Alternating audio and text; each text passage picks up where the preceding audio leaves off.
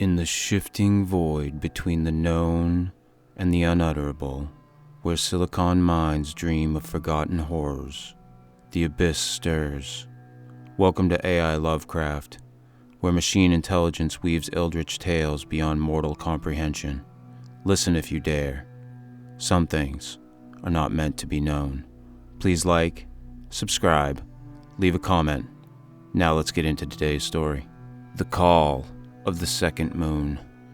In the autumn of 1924, amidst the dust-laden shelves of Miskatonic University's restricted archive, I, Professor Nathaniel Ashcombe, unearthed a manuscript that would unravel the frail tapestry of my sanity. It was a crumbling tome, its leather cover etched with glyphs that defied any known alphabet, its pages yellowed and brittle as if kissed by the breach of eons. The title, inked in a spidery hand, read Lunaria Obscura. I had sought it for years, driven by an obsession with the ancient lunar cults whispered of in forbidden texts. Sects that had venerated not our pallid, familiar moon, but something else, something veiled and unspeakable. The manuscript's provenance was uncertain, though annotations in a 17th century hand suggested it had been smuggled from a raised Carpathian monastery. Its contents were a labyrinth of esoteric lore, recounting rites performed beneath moonlit peaks, offering of blood and bone, and a celestial anomaly, a second moon that appeared only to those initiated into its mysteries. This orb, the text claimed, was no mere satellite but a harbinger, a watcher from beyond the stars, its light a catalyst for revelations too vast for mortal minds to bear. I scoffed at first, as any rational scholar might, yet a chill crept into my bones as I read of the transformations it wrought upon its beholders. Limbs stretching into grotesque parodies, flesh mutating as if clay in unseen hands, and a hunger that gnawed at the soul itself. That night, beneath the vaulted ceiling of my study, I pored over the Lunaria Obscura by lamplight, my fingers trembling as they traced the cryptic diagrams of lunar phases not found in any astronomer's chart. The text spoke of a ritual, an alignment of stars and whispered incantations that would summon the second moon's visage. My scientific mind recoiled, yet a deeper, primal curiosity, perhaps a madness inherited from ancestors I dare not name, urged me onward. I resolved to test the rite, if only to disprove its lunacy. The following evening, beneath a sky heavy with clouds, I ascended a lonely hill beyond Arkham's outskirts. The manuscript clutched to my chest. The air was thick with the scent of damp earth and decay, and the wind carried a low, mournful whine.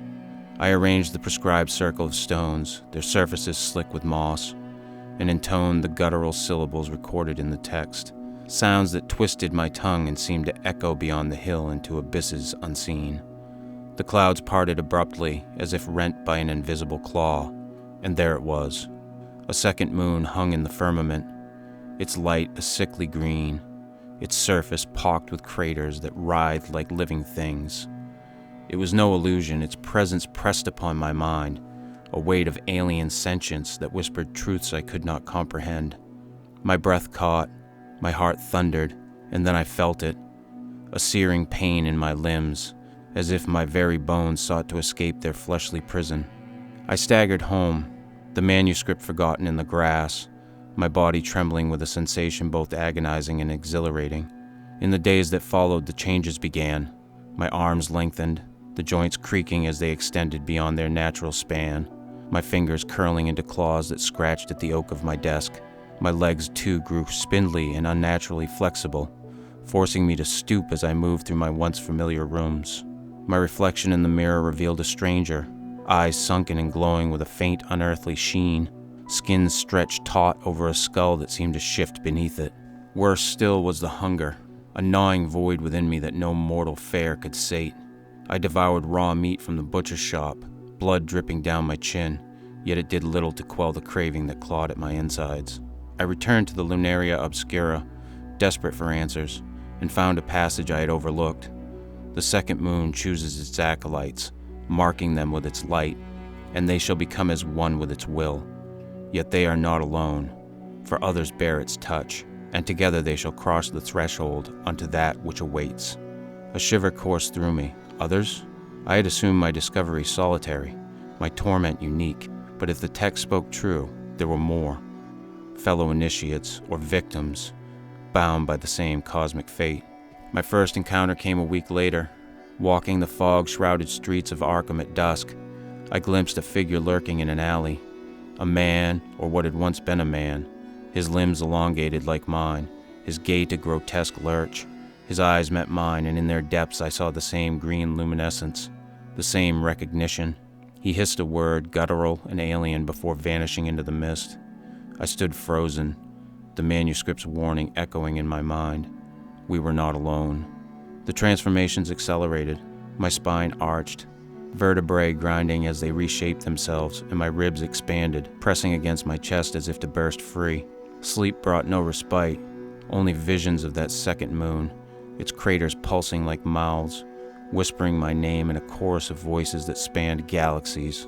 The hunger grew monstrous. I raided slaughterhouses by night, tearing into carcasses with teeth that sharpened daily. Yet the void within me yawned wider still. I sought others like me, driven by a compulsion I could not name. In Arkham's shadowed corners I found them, men and women, their humanity peeling away like old paint, their bodies contorted into forms that defied nature's design. A seamstress whose fingers had fused into writhing tendrils, a fisherman whose jaw unhinged to reveal rows of needle-like teeth, a child whose legs bent backward like a grasshopper's, all marked by the second moon's light. We gathered in silence, drawn together by an instinct older than reason, our eyes reflecting the same dread and anticipation. The manuscript spoke of a threshold, a crossing beyond humanity, but its nature remained obscured. I pored over its pages, my clawed hands trembling until I found a final rite. A summoning not of the moon itself, but of that which it served. The text named it only as The Watcher Beyond, a title that chilled my blood, yet I could no more resist its call than a moth could shun a flame. The others felt it too. I saw it in their restless movements, their low, inhuman murmurs. On the night of the new moon, our moon, the lesser one, we assembled atop the same hill, a dozen of us, our forms a grotesque parody of the human race. The air thrummed with an energy that prickled my altered skin, and the stars above seemed dim, as if recoiling from what was to come. I led the chant, my voice a rasping growl, joined by the others in a cacophony that shook the earth.